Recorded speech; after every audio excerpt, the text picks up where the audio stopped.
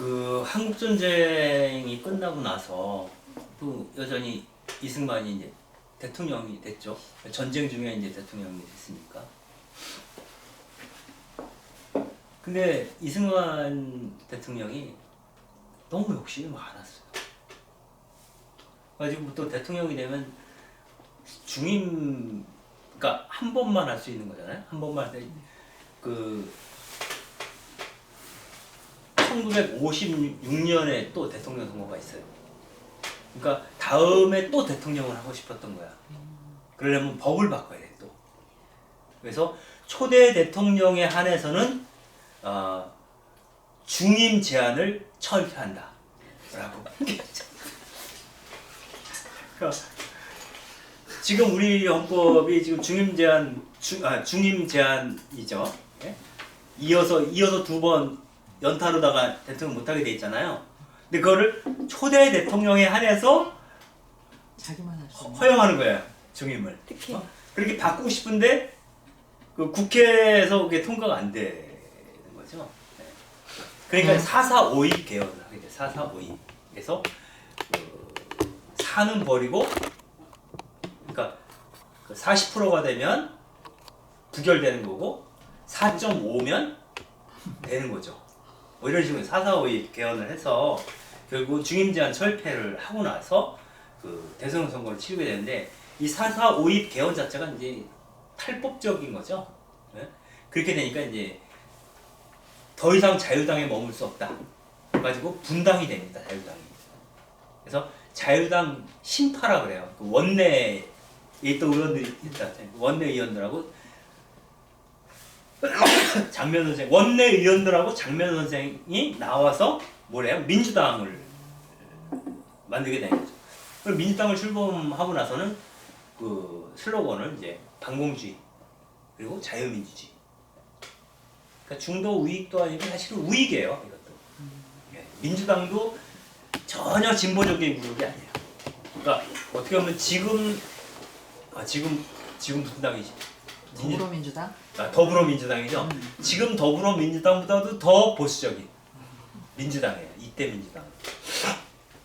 더 보수적인 민주당인데, 그 민주당 그 출범하게 되니까 교회는 당연히 이제 민주당 지지를, 어차피 뭐 민주당이나 자유당이나 슬로건이 거의 똑같아요.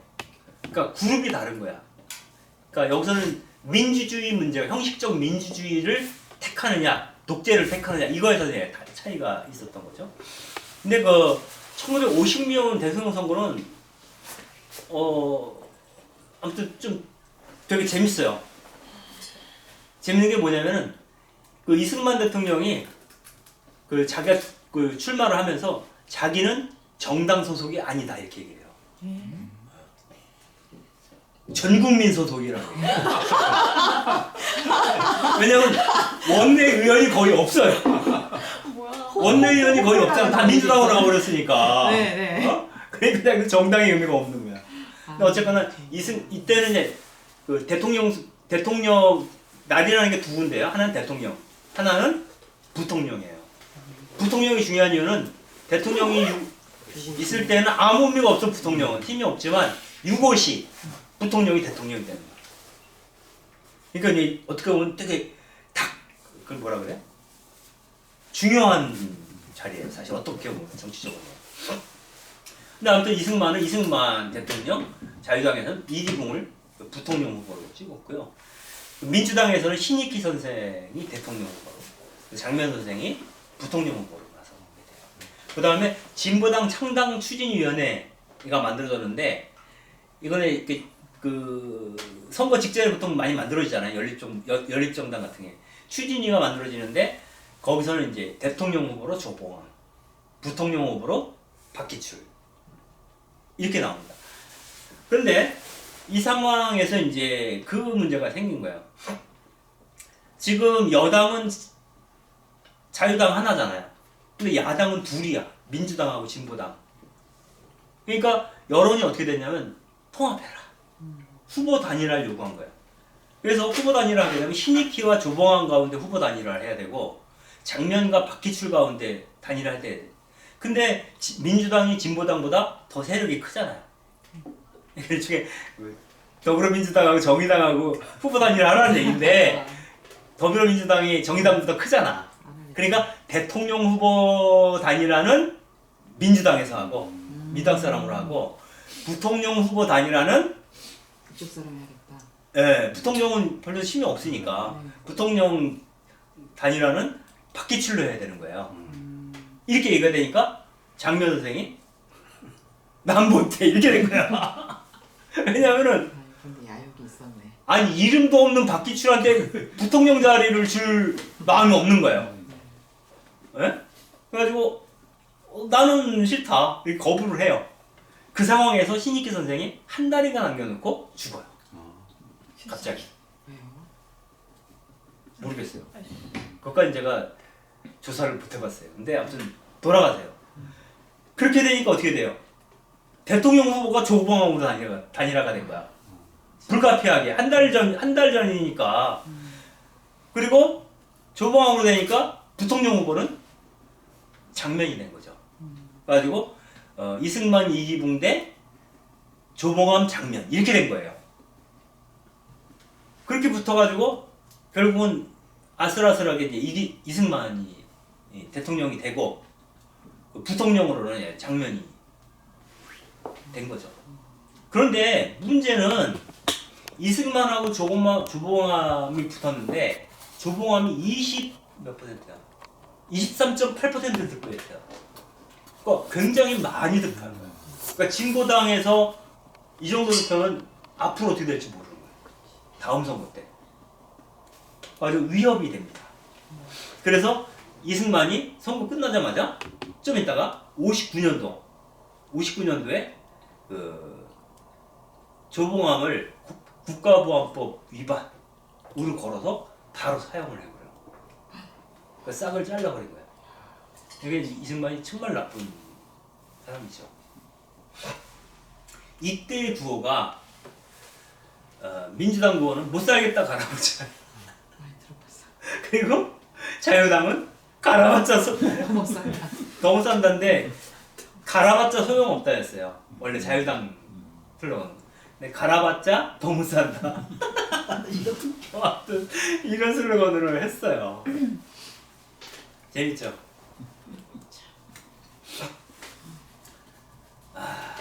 너무 빨리 끝나네.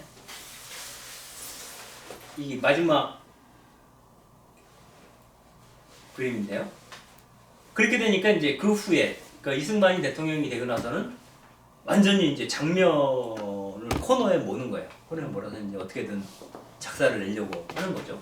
왜냐하면은 그 이승만 정권의 가장 강력한 안티가 민주당이었던 거예요. 장면을 중심으로 하는. 그래가지고 장면이 피습 사건을 일고 있었죠. 근데 간신히 모면에서 살았어요. 장면 선생이. 그리고 나서 경향신문, 그러니까 그 당시에 언론은 카톨릭이 세가 컸다 그랬잖아요. 경향신문의 영향력이 굉장히 컸어요. 이 당시에. 그러니까 경향신문을 폐간을 시킵니다. 여러 가지를 걸어서. 그러니까 경향신문 폐간에 대해서 그 미국에서도 막 반론을 제기해요.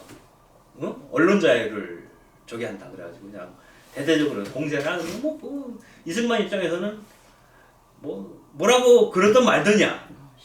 예, 정권을 유지를 해야 되기 때문에 가지고 무시하죠. 근데 경향신문을 폐간을 하니까 이제 그 전후에서 그 장면 선생과 민주당 쪽에서는 굉장히 위기의식을 느끼고 위협을 느끼죠. 실제로 죽이려고도 하고 그러니까. 그래가지고 그 한미 연합 경축 대회라는 거래요. 한미 연합 순교자 경축 대회를 해요. 그 뭐냐면 미군들하고 천주교인들하고 같이 모여서 서울시 시내 한 중심에서 행진을 하는 거야. 네, 대단히 큰 행사. 그래가지고 우리가 무슨 큰 행사할 때 그 방송에서 쫙 그 교황님 오시면 그거 해주잖아요. 그런 식으로 중계를 했어요. 그래서 이 경축 행사를 하는 이유는 뭐냐면 카톨릭 교회는 다시 말해서 카톨릭 교회의 정치적인 표현은 이제 민주당이잖아. 민주당은 미군하고 끈끈한 관계를 맺고 있다는 것을 과시하는 거예요. 건들지 마라, 우리. 이렇게 대단한 존재야. 이걸 계속 이제 과시하는 거죠. 그런 작업을 했죠. 근데 어쨌거나 그 이승만 같은 경우에는 결국 이제 60년 4.19 민주혁명 실각을 하죠. 결국 하야를 하게 되는데 그 하야를 하고 나서 다시 이제 선거를 하죠. 선거를 해서 그 내각제 개헌을 하죠. 내각제 개헌이 이제 민주당에서 주장을 해서 내각제 개헌을 하는 거예요. 내각제 개헌을 한 상태에서 이제 그 총선거를 하니까 이제 민주당이 압승을 하죠. 그래서 정권을 민주당에서 가져가게 되면서 그 장면 선생이 총리가 되는 거죠. 그래서 그걸 우리는 장면 정부라고 불러요. 근데 장면 정부가 들어서고 나서 한 1년인가 버텼죠. 1년인가 버티고 이제 5.16 군사 쿠데타가 터지잖아요. 1년밖에 못 버텼는데 그 1년 동안에 그동안 억눌려 있던 그 대중시위가 폭발을 합니다. 가장 큰 게 오라 나무로 가자 부끄러워요. 아시죠? 그때 학생들이 통일운동 엄청나게 했어요. 북한 오라 나무로 우리가 북한으로 우리는 북한으로 통일국가를 만들자는 기운이 확 올라왔어요. 좋다 좋다. 그리고 또 하나는 대구를 중심으로 해서 교원노조 운동이 벌어져요. 지금 뭐 전교조 비슷한 거가 되겠죠. 교원노조 운동이 벌어지게 되고 노동운동 벌어지고 막 이렇게 되니까 이제 그리고 이게 그 물가가 완전히 폭락을 해요. 물가가 경기가 완전히 폭락을 해서 굉장히 살기가 힘들었어요. 곡물 가격이 치솟고.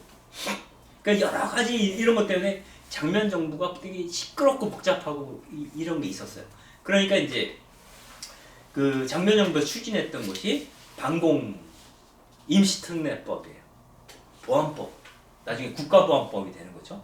예. 여기에 대한 기본안을 갖고 있었고 이걸 그대로 베껴서 한 게 이제 어디야 박통희 군사 정권에서 국가보안법을 만든 게 이게 기초가 돼요. 그다음에 데모규제법 이런 걸 추진을 하고 있었어요. 그러니까 기본적으로 이제 왜 그랬냐면 교원노조 운동이든 통일운동이든 다 민주당 정부에서 봤을 때는 다 좌익운동이에요. 무슨 말씀인지 알겠죠? 그러니까 이거 그냥 놔뒀다면 큰일 나는 거야. 이 좌익 세상이 되는 거야 다시. 네? 발음이 안 되네. 조봉암 선생 죽은 지 얼마 안 됐잖아. 그러니까 진보당이 굉장히 성장을 많이 했거든요. 그러니까 그런 진보 세력들을 두려워했던 거죠. 이 당시에 그 카톨릭 15에서 교원노조 운동에 대해서 이제 반대하면서 그 사설을 싣는데 그 내용을 잠깐 보면 이런 게 있습니다. 노동자의 단결권과 단체 행동권 등 노동권은 어디까지나 자본가들의 각성과 공권적 조치를 기다리는 동안 과도적으로 인정되는 계급주의이다. 이렇게 봤어요. 과도적인 거라는 거예요. 그 다음에 육체 노동을 하는 자만이 여기서 말하는 노동자일 뿐 교원은 노동법의 적용 대상이 될 수 없을 뿐만 아니라 노동법 제정의 근본 정신에서 제외되고 있다. 그러니까 교사는 노동자가 아니기 때문에 노조를 만들면 안 된다. 이런 얘기입니다. 그래서 교원 노조에서 적극 반대하는 입장이죠. 그래서 아무튼 그 우리가 생각하는 장면 정부는 어떻게 보면은 군사 정권으로 건너가는 과도기적인 정권의 성격도 사실 갖고 있어요. 왜냐하면 그 장면 정부는 카톨릭적인 입장을 대변한다는 의미에서 철저하게 반공주의적인 입장을 쓰거든요. 친미적이고 친미 반공주의적인 입장에 서게 되는데 이른바 그 박정희가 쿠데타를 통해서 집권한 정권 군사 정권도 역시 반공, 우리 국시로 한다 이런 거 아니에요. 네. 그죠? 반공 국시로 한다. 그래서 그 같은 그 보수적인 입장을 적극적으로 대변하는 그룹이다. 그리고 뭐 차후에 나올 수 있겠지만은 박정희 자체가 뭐죠? 그 일본 이름이 다카키 마사오잖아요. 그래서 이제 그 친일에서 이제 그 군사 정권 자체도 자유롭지 않은 이 장면 정부나 군사 정권이나 그런 그 바닥에 깔려 있는 이 맥락들이 비슷해요. 네. 그리고 그러한 그 반공 구국 십자군의 선봉에 늘 서왔던 것은 천주교회입니다. 근데 뭐 개신교는 어떠냐? 개신교는 늘 두 가지 컬러가 있어요. 일제 시대 때도 그랬고 민족주의자가 있으면 친일파가 있는 거고 해방이면 자익이 있고 우익이 개신교는 자익도 있고 우익도 있는 거예요. 항상 그것이 각축을 벌여왔어요. 그게 개교의 중심이라 그래요. 그게 가능했던 거죠. 근데 카톨릭은 전일적인 교회이기 때문에 교계제도에 따라서 운영되기 때문에 하나를 선택하죠. 그 중에. 근데 늘 반공, 해방 후에는 늘 친미적 입장에 서 있었다. 그러니까 이를테면 좀 앞서 얘기한다면 그 지학순주교님 우리가 굉장히 존경하는데 그 정의교원 사재단이 출범하게 된 것도 지학순주교님 때문인데 사실은 그분이 늘 입버릇처럼 하시던 말이 뭐였냐면 최고의 반공은 민주화이다 이렇게 얘기했어요. 그 말이 뭐 틀린 말은 아닌데 그러니까 공산주의를 막으려면 우리 사회가 민주사회가 돼야 된다는 얘기를 한 거야. 그러니까 그 반공은 상수인 거야. 상수. 바뀔 수가 없는 영구불변의 진리야. 반공은. 그리고 나머지 민주주의니 뭐냐 이런 것들은 다 변수인 거예요. 네? 완전한 반공을 하려면 민주주의, 완전한 반공을 하려면 뭐 군사주의. 그건 선택할 수 있는 거죠. 네. 변수라는 거예요. 그래서 그런 측면에서 교회가 그 반공주의에 뿌리 깊이 박혀 있었는데 그것은 한국 교회만 그런 게 아니라 바티칸 자체가 그랬던 거예요. 바티칸 자체가.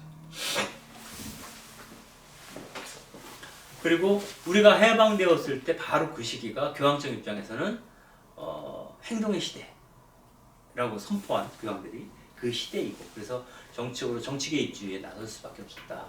그래서 뭐 지금 미리 땡겨서 얘기하지만 70년대 이후에 한국 교회가 민주운동에 동참한 것은 저는 정치 참여라고 봐요. 그런데 해방 공간에서 교회가 한 것은 정치 참여라기보다는 정치 개입이죠. 정치 개입. 직접 정치하겠다고 거의 뭐 노기남 대주교가 국회의원 선거에 출마한 건 아니지만 대리를 통해서 한 정치를 하는 거 대리를 통해서. 그래서 이제 직접적으로 정치 권력을 획득하기 위해서 교회가 움직였던 15년이었다. 그리고 결국은 그 민주당 정권을 통해서 실현했죠. 카톨릭 정권이 세워졌죠. 예? 총리가 이제 카톨릭이었죠. 근데 재미난 거는 총리는 카톨릭인데 참 이것도 슬픈 일이에요. 내각을 세우는데 내각을 세울 만한 카톨릭 신자가 없어요. 그래서 불가피하게 정권을 내가 잡았는데 결국은 내각을 개신교 신자들은 줘요. 왜냐면 개신교 사람밖에 없는 거야. 양성된 사람이.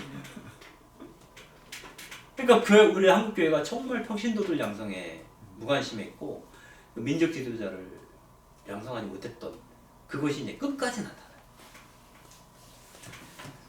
오늘 본 강의는 여기까지입니다. 그 혹시 오늘은 좀 일찍 끝났는데요. 질문 있으면 질문 받을게요. 저렇게 가진 게 전쟁의 역할도 가장 클까요? 네? 6.25라는 전쟁이라는 것도 가장 클까요? 뭐 때문에요? 뭐예요? 그런 생각을 갖게끔 했던 어떤 생각? 그런 천주교의 입장이 그런 반공이라는 굳이 반공이라는 그거는 이제 천주교회의 천주교회만 영향을 준 게 아니라 한국전쟁은 남한 전체에 영향을 줬죠. 한국전쟁이라는 것은. 그렇지 않겠어요? 남한 전체에 영향을 줘서 그 천주교회는 사실은 한국전쟁이 있기 전부터 일제시대 때부터 계속 반공을 얘기해 왔어요.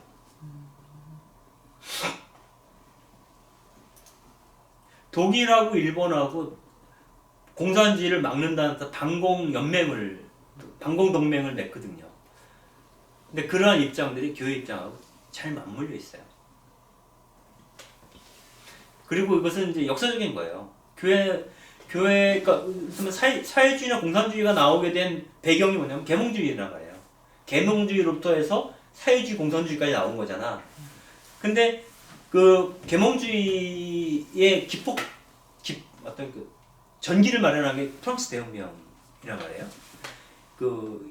이런 흐름들이 교회의 입장을 훼손하는 방식으로 나타나잖아요. 프랑스 대혁명 이후에 프랑스 교회가 완전히 망해버렸잖아요. 그러니까 개몽주의에 대해서는 교회에서 굉장히 뭐랄까 문제 삼죠. 계속. 그래서 이제 비록 10세 교양인가 오류 목록이라는 걸 작성하죠. 오류 목록. 금서를 정하는 거예요. 근데 그 오류 목록 속에는 계몽주의 들어가 있어요. 계몽주의는 교회의 가르침과 다르다. 보면 안 된다. 이렇게 그 정도로 이제 하니까 그 연장선상에서 사회주의까지 하는데 그 계몽주의의 계보를 잇는 그 그룹들이 전부 반카톨릭이거든. 그러니까 교회 입장에서는 사회주의 하면은 교회의 불교대천의 원수죠, 사실. 그러면 교회 권력의 입장에서 보는 거다. 교회 권력의 입장. 신자들은 다르죠. 내가 노동자인데 신자야. 근데 교회가 맨날 지주들이랑 기업가들 편을 들어. 그래서 난 교회 안 나가. 기분 나빠서. 그잖아요. 그래서 그 교회 그래서 이제 그 때문에 이러한 결정들에 대한 것은 교회 안에 있는 모든 사람들, 모든 한인 백성의 입장을 대변한다기보다는 사회주의에 대해서, 계몽주의에 대해서 반대하는 교회 입장은 교회 권력의 입장에서 봤을 때 문제되는 거죠. 교회 대중의 입장에서는 이런 입장을 취하는 게 문제인 거야. 그렇죠? 교회가 네. 노동자는 내 입장을 안 들어주는 거야. 나도 신자인데. 근데 권력의 입장에서는 이런 신자는 없어도 되는 거야. 의미 없는 존재예요. 돈이 안 돼. 쉽게 얘기해서. 그런 거 아니겠어요? 권력을 유지하는 이유가 뭔데? 권력은 바로 돈하고 연결돼요.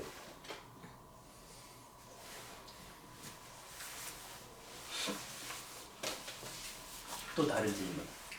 그 말씀하신 것 중에 그 김구 선생님이나 장준원 선생님 같은 경우도 나중에는 이제 카톨릭 신도로 그 개종을 하고 돌아가셨잖아요.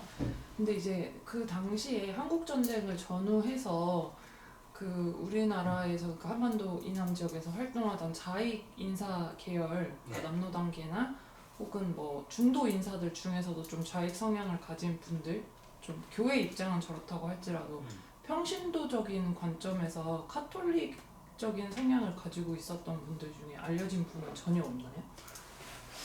저는 자료로 확인한 적은 없어요. 근데 항전쟁 이후에 그런 좌익특성을 가진 사람은 거의 다 월북하거나 다 죽었어요. 그 샅샅이 다 색출해서 다 죽였잖아요. 그러니까 남한에 있는 좌익들은 완전히 소멸돼 버렸어요. 항전쟁 이후에. 항전쟁 끝나고 나서 그 다음에 빨치산 토벌에 들어가잖아요. 예? 빨치산 토벌에 들어가서 웬만한 사람은 다 죽여요. 혐의가 있으면 죽이는 거예요, 그냥. 혐의만 있어. 그래서 원래 사회주의 운동이나 그 공산주의 이 남노당 쪽이 아주 발달한 지역이 경상북도 쪽이에요. 대구 경북 지역이에요. 근데 이 지역에서 완전히 씨를 말려버렸잖아요. 그 후로는 경북 그러면 다 그렇죠. 반대. 우익만 남아 있잖아요. 좌익은 다 죽었. 좌익은 뭐 살아남을 수가 없어요. 집중적으로 거기 작업을 했기 때문에. 그래서 그런 상황에서 그리고 카톨릭 신자를 스스로 자처하면서 공산주의나 사회주의적 입장을 취하는 게 사실은 어렵죠. 그러네요. 교회의 공식적 입장이 그걸 반대하기 때문에 그런 교회를 떠나게 되죠.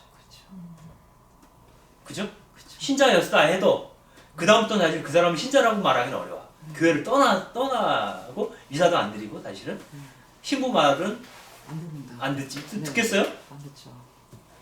안 듣죠. 그러니까 그런 사람들 중에서 좌익을 찾는 것은 원천적으로 불가능하다고 봐야죠. 그리고 뭐 지난주에도 얘기했지만 자익적 성향을 아는 사람이 동학에 대해서 어떻게 생각하겠어요? 긍정적으로 볼 거 아니에요. 민중혁명이니까. 근데 동학에 대해서 서학에서 어떻게 봤어요? 60년대, 70년대까지 동학 그러면 이 선교사들이 이를 팍팍 깔았어요. 왜냐하면 동학분들이 서학도들을 엄청나게 죽였거든요. 그 당시에. 제국주의랑 상관이 있다고. 그러니까 그런 뭐 그래서 서로 간에 아픔들이 있어요. 서로를 죽고 죽이는 상처들이 있어요. 옳든 그르든 걸 떠나서.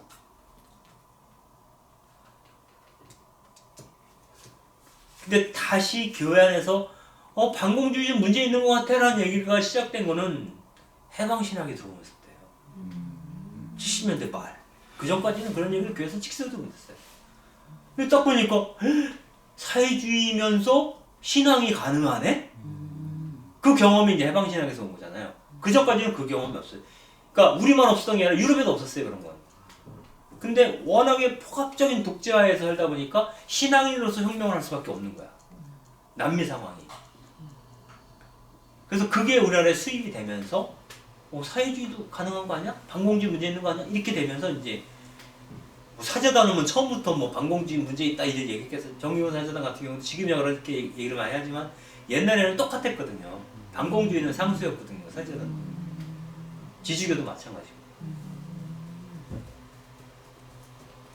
또 다른 질문 있나요? 이건 약간 좀 바보 같은 질문일 수 있는데 그 천주교 내에서 나름 워낙 그 단일 체제로 움직이다 보니까 음신의 폭이 평신도 입장에 작을 수도 있다고 보여지는데 그래도 개별적 차원에서는 어쨌든 있었겠죠. 좀 문제식을 가진 사람이 있었을 아, 한데 당연히. 그러면 이제 예컨대 당시 개신교 같은 경우에는 이제 일제 시대 때부터 뭔가 계속 그 내외 예. 좌익의 논쟁이 벌어졌다고 예. 심지어 예. 저 시기에도 그랬다고 예. 하는 걸 봐서는 개신교 내 나름의 진보파들이 존재했을 거고 소수겠지만 또 카톨릭 내에서 개인적으로 존재하는 사람들 중에 또 문제식 가진 사람들이 있었을 텐데 어떤 이들 사이에 어떤 그 연대. 교류나 연대까지는 아니더라도 교류나 어떤 이런 흔적이 없나요? 제가 발견하는 적은 없고요. 아마도 실질적으로 교류가 전혀 없었을 것 같아요. 왜냐면 80년대, 70년대부터는 교류를 해요. 왜냐면 그 군부 독재랑 맞서서는 민주화 과정에서 같이 감옥살이 하면서 친해지거든요. 그래서 서로 교류를 시작을 하는데 그 전까지는 카톨릭 신자들은 개신교 사람들이 이상해 보고 개신교는 우상 숭배 집단으로 봤거든, 카톨릭을. 그러니까 서로 교제를 서로 개 닭보듯이 이렇게 하잖아요. 원래 천주교랑 개신교 옛날에는 앞으로 갈수록 더 심했거든요, 그게. 그러니까 이제 이 시기에 아무리 그런 생각이 진보적인 생각이 있어도 서로 연대할 수 있거나 소통하는 경우는 정서상 문화적으로 아마 불가능했을 거예요. 그러니까 이를테면은 그거죠. 문익환 목사님하고 문동환 목사인가? 아무튼 그분들하고 함세웅 신부님이 친해진 이유가 3.1 구국선언 하고서 같이 감옥살이 하고 나서 친해진 거잖아요. 그 전까지는 그냥 아는 사이죠. 무슨 모임 있을 때 가서 얼굴 한번 보고 그런 거지. 근데 같이 고난을 같이 겪으면 사람이 달라지거든요. 저 사람도 인간이네 이렇게 되는 거잖아요. 그런 것들이 있어요.